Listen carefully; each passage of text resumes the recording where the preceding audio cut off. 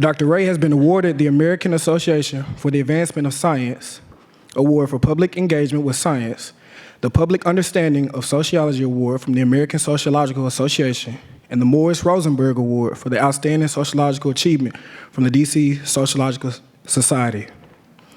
He was initiated into the Kappa Eta chapter of Alpha Phi Alpha Fraternity Incorporated at the University of Memphis in spring 2001. Ladies and gentlemen, our guest speaker and my fraternity brother, Dr. Rashawn Ray.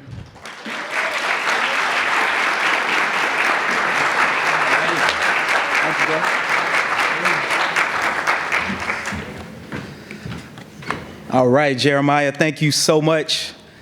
My youngest son's name is Jeremiah, so it's a special name for me. It is so great to see everyone here today. This is, of course, a big day. And for me, it's a big moment, obviously, because I went here. And one of the things that happens is when you go around and you give lectures and talks and you get on these different circuits, I'm like, I'm going away from home, I'm doing all this stuff. But then when you come home, things are different. So I literally had to write some stuff down today to start off because there are just so many people that I need to acknowledge and thank who are here. Give it up for Dean Linda Hall. Simply amazing. Dean Hall, thank you. Also, thanks to Latrell Armstrong, because he said, Rashawn, go through your 200 or 300 emails you get every day and see the one from Dean Hall. And I was like, oh, okay, I didn't realize that I missed that. Director Katrina Hurd, who of course was here when I was here. Mr. Latham, where did Mr. Latham go? Where's he at? Mr. Latham, stand up, Mr. Latham. Look, I have to tell you all, when I was here, anything we wanted to do, Mr. Latham would say, okay. No, he wouldn't say no. He would say, that's a good idea. How are you all gonna pull it off? Where's the money? Where's the logistics? What are you all gonna do? And then he made sure, and it's a lesson that I really, really learned from him, which is why I'm doing this at the beginning, is he always told me and everyone else, he said, make sure you thank all the people who helped you get where you are and who helped pull that off. And that's a lesson that I learned from Mr. Latham, and definitely have to say that. Dean Benson Fur, over here, who, you know, Dr. Fur, I was just telling people over here, I took her course in African-American literature and it changed my life. You know, if you're a student, and all of us have been students, or we are students, and I see some people nodding their heads, I took this course and I was simultaneously taking it with some courses in sociology from Dr. Wanda Rushing, who ended up becoming my honors thesis advisor. And I'm taking these courses at the same time. I was also taking a course with Stella Warren around the same time, who just monumental courses for me, just shifted how I thought about the world, and also pushed me towards sociology. Because I came to Memphis as a pre-med sociology major. I'm originally from Murfreesboro, Tennessee, so right down the road. And I took those courses and said, I have to do something different. What do you all do? I want to essentially do what you all do. So Dr. Benson Fur, thank you so much. And then, of course, as Jeremiah mentioned, shout out to the brothers of Alpha Phi Alpha Fraternity Incorporated for always being there for everything. That is something that I take a lot of pride in. And for all of the Divine Nine that are here, definitely have to give a shout out to the members of Alpha Kappa Alpha Sorority Incorporated, because my wife, Cynthia Randolph Ray, some people probably remember when she was here, Cynthia Randolph, but now she's Cynthia Ray, who pledged AKA here. And again, all the Divine Nine, particularly Lakeitha Shea Murphy, who roughly 20 years ago this fall, her and I became the first Black Mr. and Miss University of Memphis. And it's something that I take a lot of pride in, being able to have that particular combination. Last couple things, and I'm about to get started. So I'm about to tell you all, put your seatbelts on, because I got a lot of information to cover in a short period of time. But I'm trying to get through these because I think it's important. Definitely have to also give a shout out to my day ones, Keith Jones, sitting right here in the front. He was my roommate in Robinson Hall. He is now vice president at Bank of America. So for me, I was sitting up every night every morning talking to who is now Vice President of Bank of America. And now that you all see the motivation was quite easy when this is your roommate. And we talked about what our life was going to be and how we were going to move forward. And then, of course, the Department of Sociology, who there are members here, sitting right here in the middle. Thank you all for coming. Sociology changed my life. That's obviously one of the things I'm going to be talking about. And, of course, you all had a person come home to you all, and Dr. Sanar Laybourne, who was one of my PhD students at University of Maryland, who was an undergrad here, also an AKA, and is now back home. And it is so important when people come back home. So there's a lot that I could say. So many other people. I really appreciate everyone being here. And so I'm going to get started. As you see here, I'm going to be talking about what does it mean to become a racial equity learner, advocate, and broker. And how do we form a racially inclusive sociological imagination? I actually want to start off by highlighting some quotes. Some quotes on this day that I think are really important. Justice for Black people will not flow into this society merely from court decisions nor from fountains of political oratory. White America must recognize that justice for Black people cannot be achieved without radical changes in the structure of our society. See if this is going to work for me. The evils of capitalism are as real as the evils of militarism and racism. The problems of racial justice and economic injustice cannot be solved without a radical redistribution of political and economic power. A nation that continues year after year to spend more money on military defense than on programs of social uplift is approaching spiritual death. And true peace is not merely the absence of tension, it is the presence of justice. Whites, it must be frankly said, are now putting in a similar mass effort to re-educate themselves out of their racial ignorance. It is an aspect of their sense of superiority that the white people of America believe they have so little to learn. The reality of substantial investment to assist Negroes into the 20th century, adjusting to Negro neighbors, and genuine school integration is still a nightmare for all too many white Americans.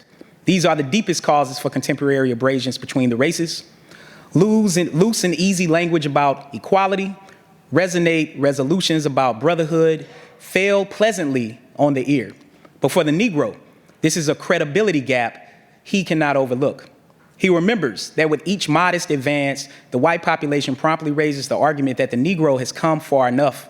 Each step forward, a sense, an ever-present tendency to backlash. Again, we have deluded ourselves into believing the myth that capitalism grew and prospered out of the Protestant ethic of hard work and sacrifices. Capitalism was built on the exploitation of Black slaves and continues to thrive on the exploitation of the poor, both Black and white, both here and abroad. I must confess that over the past few years, I've become gravely disappointed with the white moderate. I've almost reached the regrettable conclusion that the Negro's greatest stumbling block in his stride towards freedom is not the white citizens counselor or the KKK, but the white moderate who is more devoted to order than to justice. I want to ask you all, partly because I really haven't been in person with a whole bunch of people in a long time, outside of a couple of things. Does anyone want to take a guess at who's made some of these statements? Anybody know? Yeah. All of these are quotes from Dr. Martin Luther King Jr. Every single one of them. And we have to ask ourselves, why in 2020, oftentimes we don't hear these statements? That oftentimes we have got a watered down version of MLK. Instead of being in the South, like my grandmother's sweet tea mixed with lemonade version that you know is just so real and raw that that's actually what he was giving us. We have to ask ourselves why that's the case. We heard earlier about the way that everyone is trying to attach themselves to MLK and act like they were supporting him back then. He was public enemy number one. I mean, we have to remember that right down the road on this day, roughly, I think 54 years ago, he was assassinated. And we also have to be clear that even though there might have been a lot of Black people or white people supporting him, most people did not come out and march with him. Most people were not putting their lives on the line. So we have to be very clear about the fact that because of MLK and so many others that we can name, that we are here in this moment in this building because of his sacrifices and other people's sacrifices. And it is something that we can never get back. So to me, I take this day very, very seriously, April 4th, and what it means, and how we should think about MLK. And how what you should be doing in this moment is thinking about why these quotes that I highlighted are quotes that you probably don't know. So part of what we're primarily going to be talking about today, of course, is we think about the National Civil Rights Museum that all of us should go back to on a regular basis. And I vividly remember being with the Alphas, going every January, driving downtown. We would start off at the slave auction block right here and march to the Lorraine Motel, which is now the Civil Rights Museum. And I would leave just feeling so uplifted, just feeling as if we could change the world, that we could make the world a better place. I would look around, and even in a highly segregated Memphis, I would see black people and white people and non-black people and non-white people. Because you all know in Memphis, it's really just black or white. Like, even though it's a whole bunch of people that aren't black or white, it's not like me living in DC or living in Berkeley, right? And even looking in this room, we see a lot more diversity. And we have to ask ourselves why it's overly simplistic in how we think about race in a place like Memphis. I'm gonna break that down. But what I also remember is driving back to campus and passing by the Nathan Bedford Forrest statue. And I thought, wow, what is the juxtaposition here? That we went from a slave auction block to the Lorraine Motel, and then I got to pass back by this statue. And of course, we know there are some people who work, probably even some people in this room, who work to ensure that that is no longer there. So that when students now go downtown to go on this pilgrimage for this morning, that all of a sudden they don't have to see that on their way back. I think those sort of things are progress. Not enough progress, but progress. Accordingly, it poses a question. Is the glass half empty or full on race relations? How do we think about that? Well, maybe it's not necessarily whether or not it's half empty or full. Maybe what happens is that the glass changes shape. See, what happens with racism is racism becomes wrapped in a different wrapper over time. It looks fancy, it looks good, it looks shiny, but it's the same bad candy on the inside. It's the same thing that you should not eat. It's just repackaged. It's repackaged when we start talking about police reform and people get on these rants about defund the police. It's packaged differently when we start talking about ways to increase diversity, equity, and inclusion on campus, off campus, and corporations. And everybody wants to start talking about critical race theory as if we are always teaching that, or as if 5 and 10-year-olds are learning that in school. Because that becomes the narrative to disrupt it. But then when it comes to this is the kind of stuff they don't want to talk about.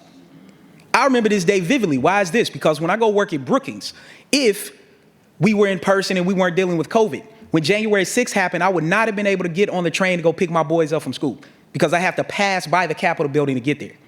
Like, it's one thing, I remember it.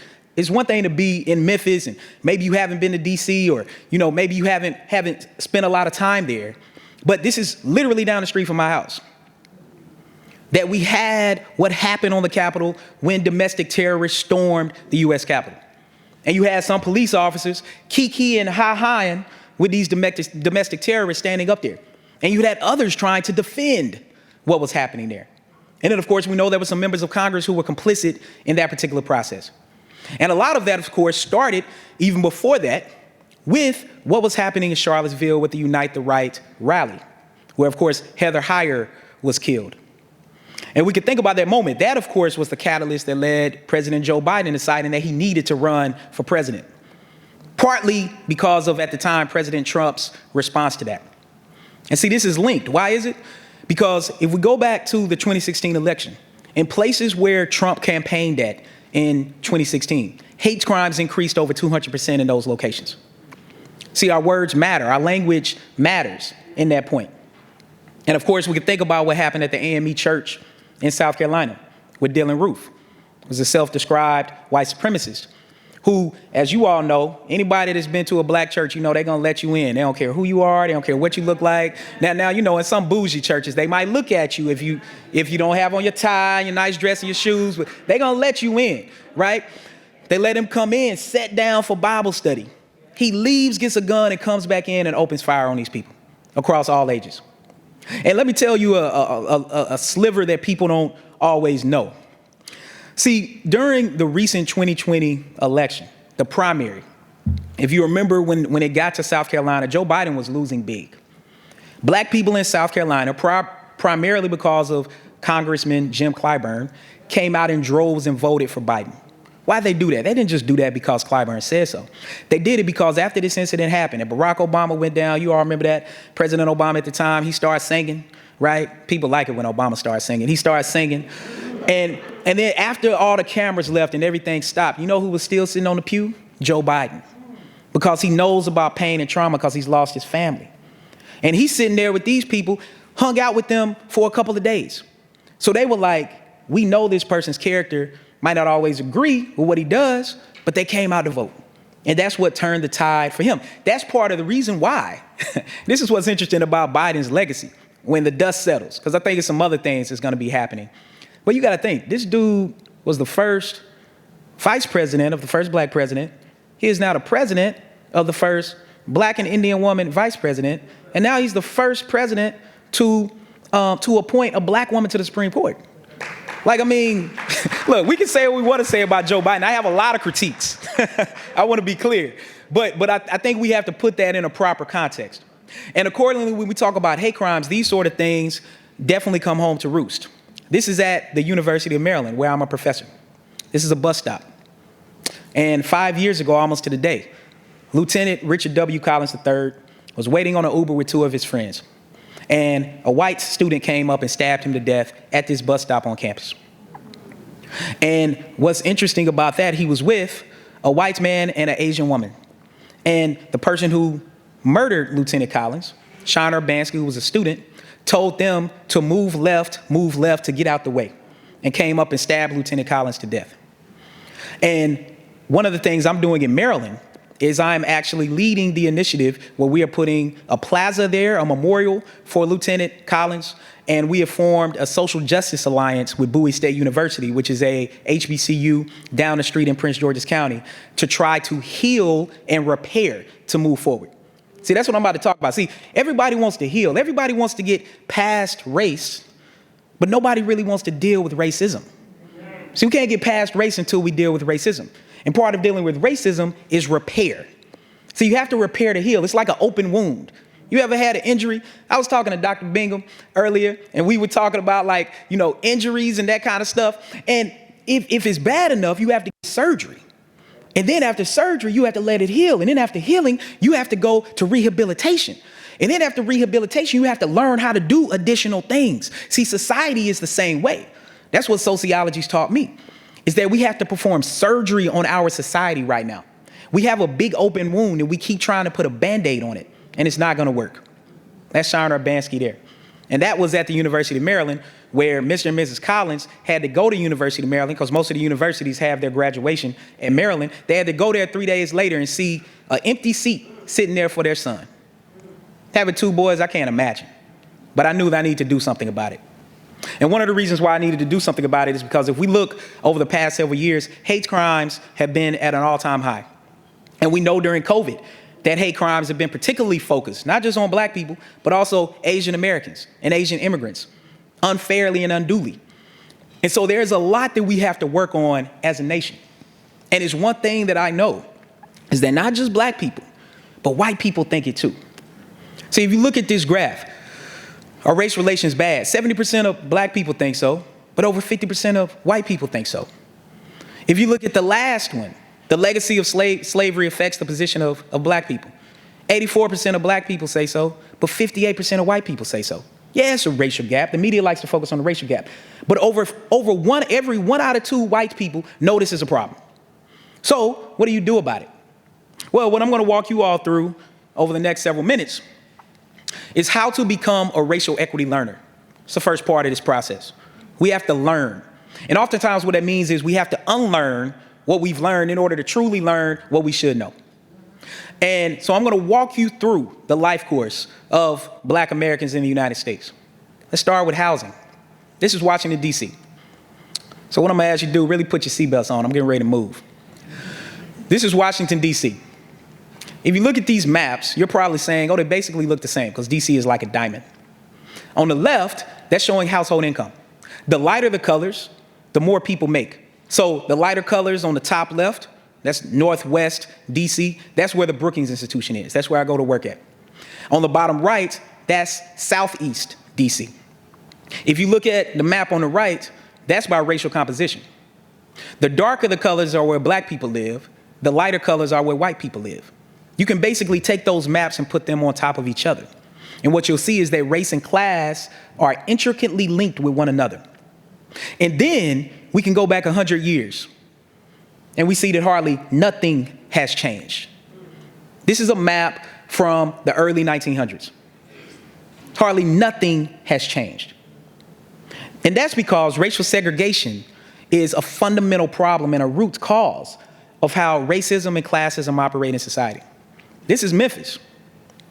What you see here is that the red colors represent places that are 80% black or more, and the blue colors are places that represent areas that are greater than 80% white. Memphis is one of the most highly segregated cities in the United States. And one thing I know is, as much as Keith Jones, because as I was telling y'all, he's big vice president of Bank of America, he's showing me all the new development stuff he working on and what he doing in the city, we riding around. Memphis looks amazing. I'm like, Memphis is wow. I'm like, Memphis looks great. But one thing I know, when I got off the airport and I was riding through South Memphis, it looked just like it did when I left, right? And when I think about gentrification, I'm like, so where are the black people gonna go when it gentrifies? Like, are they gonna be able to afford to live here? Right? But what you need to do, for all of you in this room who are in these policy discussions like I am, what you have to do is ensure that developers put a plan in place to lower the tax threshold and ensure that when property values increase, that people are not displaced. You make the developers pay that makeup to ensure those people get to stay in their homes. That's what you do. Because you got black people that's been sitting in those neighborhoods for 50, 60, 70 years. They've been cleaning, they've been mowing their grass, they've been keeping their street clean, they've been paying their mortgage, paying their taxes. They might be struggling to do so, but they've been doing it. And now all of a sudden, simply because this development is coming, that don't mean that we should put things on their back like we always do and ship them out. Because, see, that's how the process of white flight happened, right? Because where they gonna go? Well, then they're gonna go to the suburbs. They ain't go to Germantown. They're gonna go to Cordova. Well, where the white people gonna go that MLK was talking about that don't want to be around them black people? They gonna keep going farther out. It's a cycle. And then all of a sudden in 50 years, we're gonna be talking about how Memphis is now predominantly white because then people gonna come back to the city. That's what's happening in Washington, D.C. See, sociology teaches us these processes and how it plays out. And we can see this across the country. This is a graph showing the most highly segregated cities in the U.S. Let me tell you where Memphis would be. All the way on the right, Memphis would be in between Baltimore and Cleveland. Memphis is one of the top 5 most segregated cities in the United States. This is a dissimilarity index. It shows the higher the number suggests that's the percentage of people in the city that would have to move in order for black people and white people to live together in integrated neighborhoods. In other words, in Memphis, about 60% of the population in Memphis would have to move to a different neighborhood in order for the neighborhoods to be integrated. And by integrated, we're not even talking about half and half. We're just talking about representative of the city. And of course, we know that when cities have been segregated, even when black people do what they're supposed to do, like in Tulsa, well, what happens? Well, when we pull ourselves up from our bootstraps, when we do what MLK said, we didn't have a gold spoon, we didn't have gold bootstraps, we just had old boots. And even when we put them on and do what we're supposed to do, what happens? It gets burned down.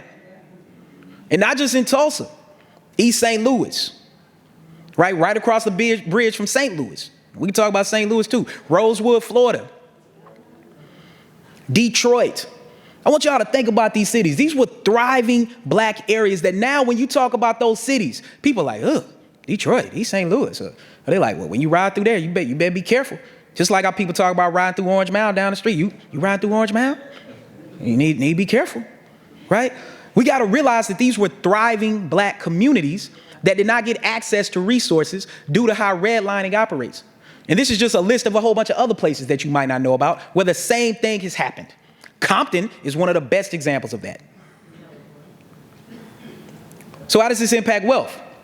Well, we know that if we look at this, and this is what's interesting, and this is why I'm continuously putting up these graphs. We did this report, and one of the big things that came out of it, as much as people talk about Atlanta being this safe haven for black people, we found that Atlanta has some of the greatest inequalities when it came to wealth. See, people might be making money, but are they owning something? And so when you look at this, what we actually found is that Atlanta had the highest gap in the rate at which homes are valued at when you compare black and white neighborhoods. I want y'all to look at these gaps in every single city. You can look at Detroit, and yeah, it's small, but I mean, shoot, Detroit property isn't worth that much to begin with, unfortunately. Part of the reason why this happens, it has to do with banking and redlining. Because of redlining, what happened is they literally took a map of cities and said where they were not going to invest, where they were not going to build. That's what's happening with South Memphis right now, right? And then all of a sudden, what are they going to do? They deplete the property value so much that it's pennies on the dollar, and then they come in and buy it all up. They just take it. And it starts with how we think about banks and what happens. And it leads to these outcomes, like, for example, blacks in the highest income bracket compared to whites in the highest income bracket got denied for mortgage loans 3 times as much. And a white applicant in the lowest income bracket was more likely to get a mortgage loan than blacks in the highest income bracket. This has been a consistent finding for decades. And it plays out in this way when it comes to wealth, where we see a huge wealth gap between black people and white people that has continued for decades. Doesn't have much to do with how hard black people work. You know all these narratives. Well, black people work harder, right? They would just be like Dr. Stephanie Cage and like be this big executive, this big administrator at Rose College, and they be all right. They can buy houses like her. Well, look, this is the thing. Okay, let's play that out. So, couple on the left, Abina and Alex Horton. Abina was at the house got appraised. They were like, this can't be right. Alex was there for the next time. You see, she's black, he's white. He was there for the next appraisal. And they removed all signs that she lived there, that their biracial son lived there. Price went up significantly.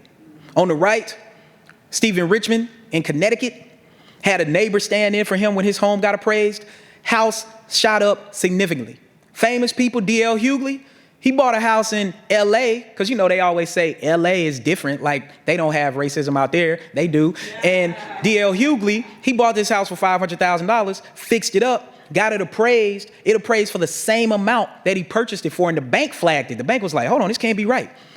Came back, it went up $160,000 higher. He ultimately sold it for $770,000. That is a $270,000 difference. That means my kids, Andrew Bailey's kids, and other people's kids can come to Memphis with that money. We're talking about real wealth with people doing what they're supposed to do. And then we got this that just happened. Wells Fargo rejected nearly half of their black homeowners' refinancing applications. I'll tell you all, I know this personally because we had Wells Fargo as our mortgage lender and we refinanced. And the process was taking so many months that I was like, what is going on here? And for people who know me, you know, then I started being like, who's your supervisor? You know, who is the VP of this unit? I want to talk to them. And I talked to them. You know, sometimes I had to pull out my doctor card. I was like, you know, I need to talk to this person. And we got our stuff done. But this is the thing, see, everybody can't do that, nor should everyone have to do that, right? See, I think we reach equality when a black woman can be average and still be successful. See, because I know a whole bunch of people that's successful that become tokens. And part of what happens is we swim against the tide, right? The way I think about inequality, it's like if you're out in the ocean, you're swimming, you having a good vacation. You in the Caribbean, you just enjoying life. You just on your back, don't have a care in the world. You see somebody drowning and you go over and you save that person. You pull them out of the ocean. Raise your hand if you ever saved somebody that was drowning. Was that hard work?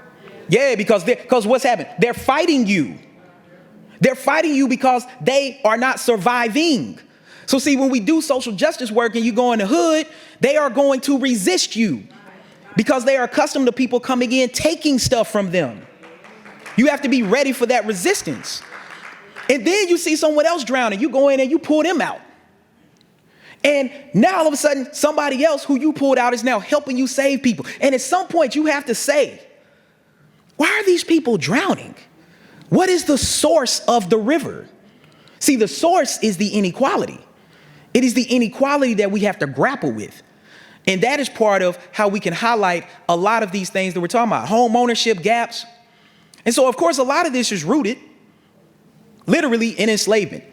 See, following slavery, y'all know about 40 acres and a mule, but a lot of people don't know that it was a thing that actually was supposed to happen and got pulled back. General Sherman issued Field Order number 15 to give black people 40 acres and a mule from people who had previously been enslaving them. They were supposed to get that land. Well, you know what? After Abe Lincoln got assassinated, they reversed that. And they reversed that, and what did they do? Not only did they give the land back to these slave owners, they even gave some of them, like in Washington, D.C., because, you know, again, people think about Washington, D.C., oh, it's this liberal, progressive place. In Washington, D.C., they gave the slave owners reparations for what? For lost wages. What were the lost wages? The physical bodies of black people. And how much money are we talking about? In 1860, black people's physical bodies was worth $3 billion. More than the railroads and the factories put together. 3 billion with the B. We haven't got to them producing crops. We haven't got to cotton. We haven't got to sugar. We haven't got to raw materials. $3 billion. And then, as much as people talk about black people and the erosion of the black family, slavery eroded 50 to 70% of black families in southern states. They were just being shipped from place to place, just being sold. And you could literally take those people's bodies and go get a bank loan for a business. They were property, just like a person's house. Black people got nothing for that. And in neighborhoods all across America, there are these plantations with these nice houses, and they go there and be talking about what they did in the house and this and that, and like, oh yeah, and people lived in that shack out there. That's how they talk about it, right? So the other thing that didn't happen, was the Homestead Act of 1866. See, a lot of people don't know about the Homestead Act. The Homestead Act was supposed to give black people land. Y'all probably watch Wild Wild West movies, right? Watch Wild Wild West movies. I used to watch them with my granddaddy, and I used to be like, man, these people just going in open land and dirt, and they see land, and they just say, I'm gonna be the sheriff of this town. Like they just plop down and take it over, right? And the reason why they were doing that is because the Homestead Act, all of this red was homestead land that was supposed to go to black people that, oh yeah, just happened to be, a lot of that land was indigenous people land before that. But you know who ended up getting that land? 270 acres? Mostly white people. Families like the Vanderbilts, families like the Rockefellers, who built the railroad. Like, think about that. Like, it's kind of like the internet. Like you get so far on the ground level, people don't even know how to quantify it. like the railroad, everybody uses it. Like if you over here in Memphis and you at that new nice place, you know, that's over there. I don't know what it's called, some station thing. They got a little bar down there in the bottom. Yeah, Central Station. That's a nice place. And the Amtrak is right behind that. I'm talking about the families that own the railroad track. Those people. The other thing that people miss is what Ira Katz Nelson, who is a historian, called when affirmative action was white. The New Deal, which was signed by Roosevelt, who was one of my favorite presidents, but see, he messed up. See, he continued to highlight a trope that happens in America, which is bartering on the backs of black people. During the Great Depression, 1929 stock market crash, we did what then? We went to World War II, we went to war.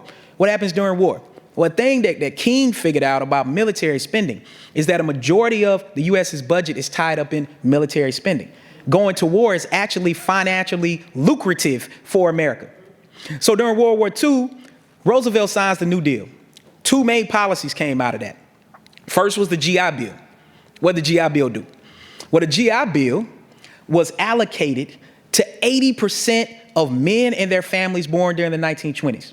Let's follow the chronology. In the 1950s and 60s, they were in their 30s and 40s, 80% of families, right? Because, you know, at that time, they didn't think for some reason women could fight. Like, women can't hold a gun and go to war and go through boot camp. You know, during that time, that was happening. While women were in the United States doing what? Working in factories, playing ball, taking care of kids, doing all the stuff women do today, right? And they still be working. They be still doing a second shift when they come home, having to go to work and still more likely to take care of the kids. But you put all that together, and supposedly the GI Bill money, what it did was it allowed people to go to college. It allowed them to send their kids to college. It allowed them to start up small businesses. And it also allowed them to put money down on homes in the form of grants. This money was mandated federally and distributed locally. This means black families, black veterans did not get this money in the same way white families did. Both of them went to war to fight, but only one group got it when they came back. This is part of the reason why we have so many historically black colleges and universities to this day. And this is the thing about HBCUs, where people get the script wrong. See, the script is you go to a HBCU and people like, oh, well, like you go to Tennessee State, you go to Lemoyne, you go to all these places, people like, well, the paperwork ain't great, and things are slow, and it's all these critiques. Instead of realizing that these entities are great. They represent greatness because they were never meant to survive. They never had resources to begin with. And here we are over 100 years later, and these HBCUs are still standing, still producing the most black people who become successful in the United States. Like, we have to kind of think about why our narrative is warped. Well, part of it is because all of us, regardless of our race, are fed the same script about who black people are and who we are not. And a lot of black people even buy into that same narrative. So part of thinking about this is black veterans did not get this money. But then you also had another part of the New Deal, which a lot of us take advantage of to this day: Social Security. Social Security, of course, supposedly it's like a retirement, right? A lot of our relatives probably getting Social Security checks. What is the thing? When Roosevelt signed this, there were two occupations he left out of this: domestic work and farm work. Those occupations represented 75% of black people in the South. 75% of black people were excluded from that. And what did that do? That led to the racial gap. And that is part of what the United States has to reckon with as a nation. That is the whole that continues to be formed. And it led to, as some of my colleagues at Brookings have found, led to homes in predominantly black neighborhoods controlling for everything under the sun, being worth $48,000 less per home. AOC actually just mentioned this on the House floor, amounting to $156 billion in cumulative losses. $156 billion. And how does it relate to education? Well, as you all know, property taxes are tied to education. The higher your property taxes, the more money that goes to your local school. And it's led to non-white school districts having $23 billion less in funding across the country. You see that gap. As much as people are like, oh, well, these schools getting funded, they should be doing better. They're actually not getting the same amount of funding. They're actually not. And part of that is we can go back roughly 20 years ago, which was looking at this graph when I graduated from University of Maryland, is part of what started happening there with No Child Left Behind policies that, mind you, a lot of Republicans and Democrats got behind. See what happens in politics that I've learned doing a lot of stuff in politics is they like to craft a narrative later that wasn't actually what was going on then. And it's kind of like tough on crime policies from the 1990s, stop and frisk and all that I'm about to get to. Democrats were supporting that stuff. Black mayors were supporting that, right? Black politicians in this city were supporting that kind of stuff. And so what you see here on this graph is that property taxes, the green line, started becoming the primary way that education was funded. And state aid started becoming less of that. So that meant if you live in a nicer neighborhood, then all of a sudden your kids, those schools are going to get more resources. And it leads to huge inequalities. You can see these gaps. These are percentages. High poverty school on the top, that's the percentage of people who are either proficient or advanced. Look at the percentage. When it comes to high poverty schools, 1%. See some of the students in here? Y'all that 1%. That's how they tokenize you. See, you become the good swimmers in the ocean where they don't have to save you. They want to put you in front of people and showcase you off. Look at this good student. Look what he's doing. Not realizing that there are so many others who could be that. And it leads to these inequalities. And then we know that in these schools, it starts the school to prison pipeline. Where if you look at this graph, let me show you what you're looking at. Just look at that orange red bar, that 42%. That is the percentage of black preschoolers who get suspended from school. I want y'all to think about this. I got kids, I got 10, 11-year-old, right? I don't know what preschoolers are doing to get suspended from school. Because preschoolers do normal baby stuff. They whine, they cry, they jump, they play, they hit, they run, right? All of them do it, no matter what race and gender these little babies are.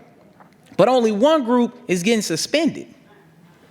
This is how the school to prison pipeline starts. And then you have in Murfreesboro, y'all probably heard about this, a judge making up charges to charge kids. In Murfreesboro, down the street from where my in-laws live, the elementary school, there was a fight after school. And these kids standing by watching it, like a lot of people were, like you were either typically the watcher or the fighter in these situations. So if you were watching, you just watching them fight. Cops came to school the next day and arrested the kids who were watching the fight, charged them with not breaking it up. These were fourth graders. This little fourth grader cried and peed in her pants. This is in Murfreesboro. This is my hometown. This is right down the street in y'all state. This is the kind of stuff that's happening. And this is what's interesting. See, this is what I love about research, and I love about research methods, because I do quantitative research, qualitative research, experimental work. And this was a study that took glasses like I got on, like a lot of us have on, and put eye trackers on them. And they could track down to the millisecond where teachers looked when kids got in trouble. Now, you all know, if you're a professor, you're an instructor, you teach. Look, when things happen in class, it's typically a group, but sometimes it's a lot of people doing similar things. They're talking, they're doing whatever. But the teachers would focus on whom? Boys, and primarily the black boys. That's who they would focus on. And then it led to this cycle. And it impacts a lot of things when it comes to education outcomes. When we talk about work, what's happening there? Well, let me tell you about an interesting study that was done. Because supposedly, right, if you go to a state school like University of Memphis or Indiana, where I got my PhD, or University of California, Berkeley, where I did my postdocs, supposedly going to one of the Ivies is better, right? Or the Southern Ivies, the Emorys, the Dukes, the Vandys, right? And so part of thinking about that, supposedly that's going to give you a purchase, meaning you should be more employable. Well, that's kind of only if you're white. If you see this graph, what you see is that black people who went to an Ivy League school had roughly, it was only a 1.5% difference, and it wasn't statistically significant, that black people that went to an Ivy League school had roughly the same chances of getting called back and hired for a job as white people who attended a state school. And shoot, if you black and you went to a state school like Maryland, well, I mean, like Memphis or Maryland, well, shoot, I mean, good luck. And then, of course, we know how crime matters. I'm about to talk about that in a second. And part of thinking about this, there was a study done by Diva Pager. She was a sociologist at Preston. She passed away a few years from a rare health condition, but she left us with a gem. She sent out applications for jobs. The only difference was that some had a petty criminal record, like nonviolent stuff, and others did not. She put in race as an additional control for people who do experiments, just to balance it. What she found truly shocked her, and it continues to be a consistent pattern in research. Not only did whites without a criminal record, did they get called back and hired more than black people, but whites with a criminal record, that second black line, got called back and hired more than black people without a criminal record, right? Because that's what they tell us. Stay out of trouble, right? Do a good job, go to school, make good grades, your life gonna be good. In what world does that exist? Now you lying to the kids and they don't believe you. We also know then this impacts household income. I'm showing this just by race, but we could also show it by gender. One thing that Dr. Sanaa Laybourne knows, that when you see Asians up here at the top, this model minority myth that exists for Asian Americans, oh yeah, this graph only exists if you're not controlling for where they live. Because a large percentage of Asians live in the most expensive states in the US, New York, Hawaii, and California. Once you adjust for that, they go down to the middle where the purple line is. So see, this is the way inequality operates. We see this inequality when we look at CEOs, who ends up getting to the top. Companies with black CEOs. We see this when it comes to appointments to boards, in terms of who is represented in these spaces. And we really haven't seen a whole bunch of fluctuation over time.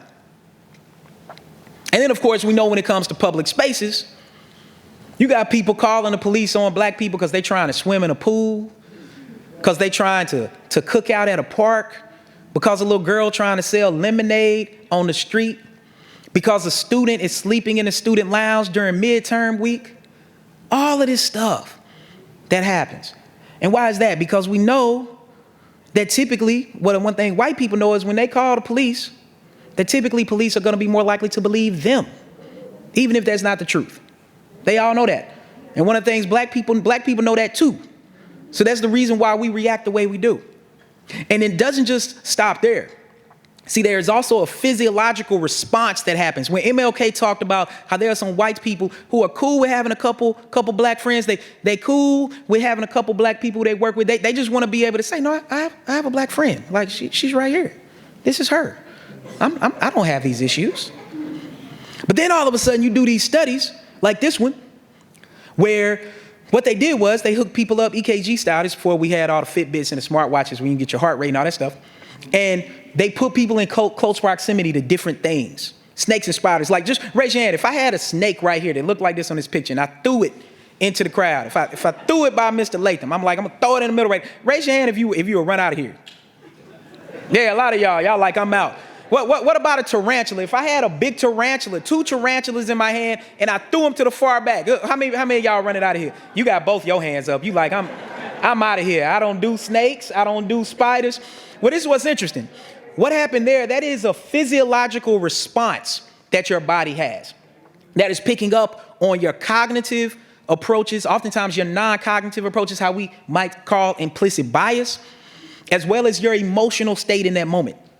For some people, the same physiological response they have to snakes and spiders is the same physiological response they have to black people when they're in close proximity to them, like being in the elevator. You know, I remember, I'll tell this quick story since I'm at home. When I was in Indiana, when you're in grad school, and in Indiana, when you get to your third or fourth year, you've gotten your master's degree and you can start teaching your own course. Like a big deal. I was like, oh, I'm about to teach my first class. I wore my best suit. It was this black suit. It wasn't a great suit, but it was my best suit. I put that suit on. I was ready. I had my little briefcase, and I got on the elevator, and I'm on the elevator. And at Indiana, the way the elevator worked, it was only certain floors you could get on and off of without a key. So in short, once I hit the 5th floor, it was me and another woman in the elevator with me. She just happened to be a white woman. And I saw her do what? The classic thing. Y'all already know. Move that purse on over. Now I'm sitting in this elevator, y'all, in a full suit. Full suit. I shined my shoes up like I was getting ready to get baptized at church. And I'm sitting there, and I look, and I remember I got off the elevator, and I said, lady, no one wants your purse. And this is the thing. I did not remember the first lecture I taught in my own class. I let that woman take that moment from me. See, that's what racism does. See, even when you've made it like from your socioeconomic status standpoint, your education, your income, all of a sudden you have these moments that are stolen away from you. So here I am lecturing, I don't even remember it. I'm processing the way this woman just discriminated against me in my own building. And see, that becomes the mental anguish that professional black people deal with, where my mentor at Indiana, Pam Jackson, she found that college-educated black people with professional jobs have worse mental health outcomes than white working class people. Because we go into predominantly white spaces on a regular basis at work, and it's like going into a fire. And we don't talk enough about that. And so for me, I said I was not going to let people steal those moments from me anymore. I was like, it's just not going to happen. And it helps shapes a lot of my work. And this gets to how we think about policing. I'm just going to highlight this bottom graph, this bottom line. This is the percentage of people who are killed by police. The top bar, that's the percentage of the U.S. population. These are non-Hispanic whites, about 63-65% of the population. If you go to the second line, okay, you see only one of the bars got bigger. That's black people. Black people are disproportionately more likely to be killed by the police. But then you look at the bottom line. The bottom line are black people who were not attacking when the police killed them, and they were unarmed. Who says that? Police officers say that in their reports. And what do you see with that third bar line? The racial gap gets bigger. I want y'all to think about this.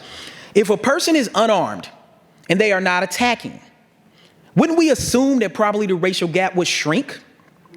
That fewer black people would be killed if police say they were unarmed and not attacking? But the exact opposite happens. So much so that black people are 3.5 times more likely than whites to be killed by police when they are unarmed and not attacking. 3.5 times more likely. See, compliance does not lead to black people being alive. We got to stop this whole thing that, oh, you tell your kids, put your hands at 7 and 11 and always have your stuff ready and mind people. And of course, as parents, I struggle with this as well. What else can we say to them? Because you just want your babies to come home, right?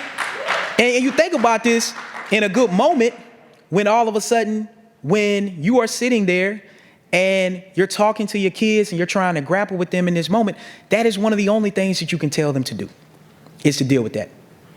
And what it's led to is every year, Over 1,000 people are killed by police in the United States. Every 8 hours, a person is killed by police. And it doesn't have a whole lot to do with crime. This is a graph showing the difference between people who are killed by police versus the violent crime rate. If the violent crime rate was related to police killings, you would see these two metrics, the blue X's and the orange squares, be on top of each other, but they're not. They're completely unrelated. Violent crime is an issue. We need to deal with that, but it's unrelated to police killings. That's also a separate issue.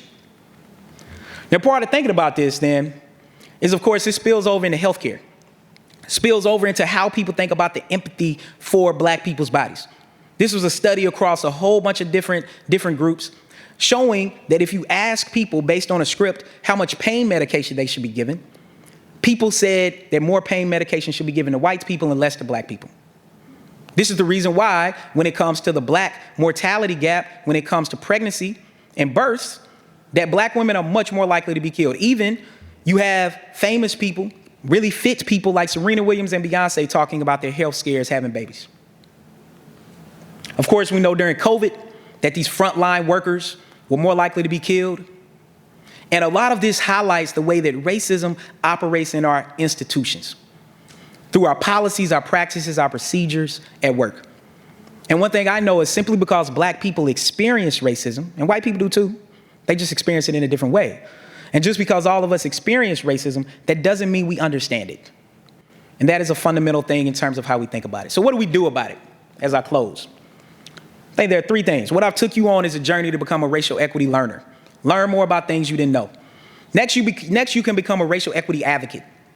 You can hold your friends, family members, and coworkers accountable for what they say, do, and think about racism. And then you can become a racial equity broker. You can start interrogating the policies and practices that allow for more accountability, objective evaluation, and transparency. And you can do that by aiming to reduce your own implicit bias, creating brave spaces, as I call them, or even becoming a racial equity broker like I've done over the years with some of my colleagues. We developed an implicit bias program where we put police officers through a 2-day course. Thousands of officers have went through it, and this is why. This was an implicit association test we gave to them, asking them in an experimental fashion whether or not they had a preference for Black people with weapons or white people with weapons. This is not a mistake. If you look at the bottom two lines, they did not have basically any bias for white people with weapons. They were more likely to associate weapons with Black people. So this is part of the reason why, whether they see a weapon or not, part of what happens is Blackness becomes weaponized. Even when we are unarmed, it's perceived that our body can cause physical danger.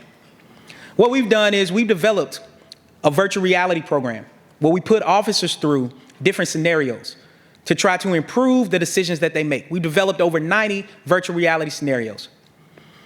And we can do all sorts of things. We can measure their heart rate, their stress level, their reaction time, their body movement, a whole bunch of metrics that help them to be able to make better decisions. And one of the things we found is that, of course, they are more likely to treat Black men in particular worse. Those are the red lines, particularly in the middle. But you're probably looking at the other ones, right? Where you're saying, well, some of the other ones are a little bit lower. And let me tell you this. The higher the score means the more deference, the more respect the person got. You see on the outside, Black men are lower, in the middle is higher. Why is that? Well, in the store scene, it was very clear that the Black person was the employee. This actually just happened over the weekend, where a Black clerk at a hotel got to fighting with a white patron, and when the police showed up, they arrested the Black man who worked there. Like, this is the realism of our research and how it plays out. So look, as I close, what I want to encourage you to do is to think about how we address some of these issues. My research has led me to think about that reparations is one of the main ways to do it. And I think King said it best in a quote that we oftentimes don't talk about from his I Have a Dream speech. He said, "We have come to our nation's capital to cash a check. When the architects of our republic wrote the magnificent words of the Constitution and the Declaration of Independence, they were signing a promissory note to which every American was to fall heir. It is obvious today that America has defaulted on this promissory note insofar as her citizens of color are concerned. Instead of honoring this sacred obligation, America has given the Negro people a bad check, a check which has come marked back insufficient funds, but we refuse to believe that the Bank of Justice is bankrupt." So I ask you, how are you going to become a racial equity broker in society today? Thank you.